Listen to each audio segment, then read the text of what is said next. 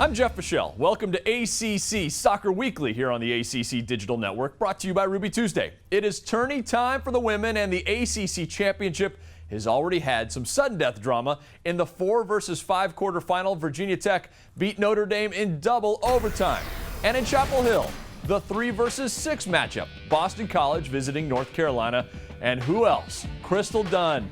In the 40th minute, last year's National Player of the Year, the header, and that was the only goal of the match. The defending national champs win 1-0 to advance to the conference semifinals.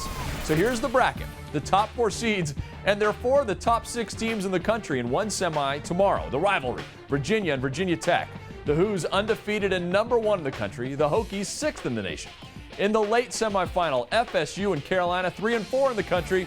What an incredible weekend this will be in Cary. The winners meet Sunday for the championship.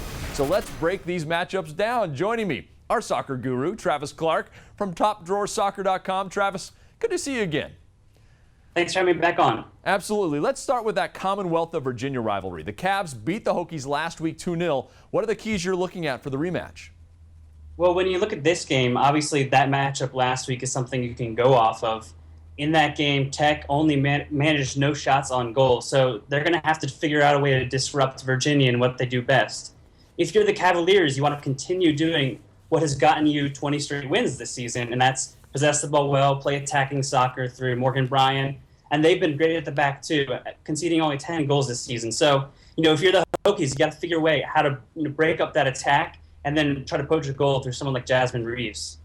The Cavs are the first ACC team since UNC in 2003 to make it through the regular season with a perfect record. And that year, Carolina eventually did win the national title. And speaking of the Tar Heels, that other semi, it's the Tar Heels and the Seminoles, a great matchup. So how does that one break down? Well, on the surface of it, you see Crystal Dunn, and you're going to think lots of goals. But these two teams, like Virginia, are also really good at the back. Carolina has Megan Brigman and Hannah Gardner, who have been playing really well this season.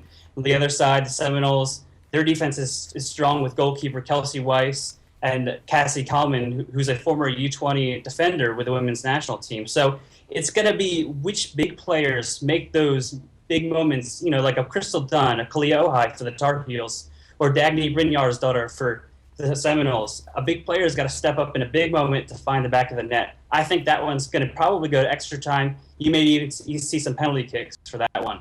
Yeah, these teams met back in September. That one was tight. Florida State's Jamia Fields scored the lone goal with 8 minutes left. The Noles have a 3-match win streak against the Tar Heels, which is really unheard of. Okay, so Travis, give me your predictions. Who makes it through the weekend to take the ACC title?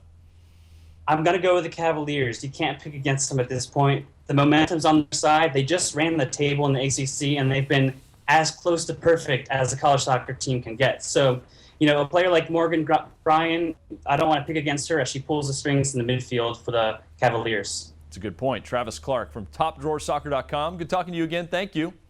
Thanks. Next week on ACC Soccer Weekly, we will break down the men's ACC Championship. The quarterfinals start this Sunday. I'm Jeff Fischel. The best ACC coverage, it's right here on the ACC Digital Network, brought to you by Ruby Tuesday.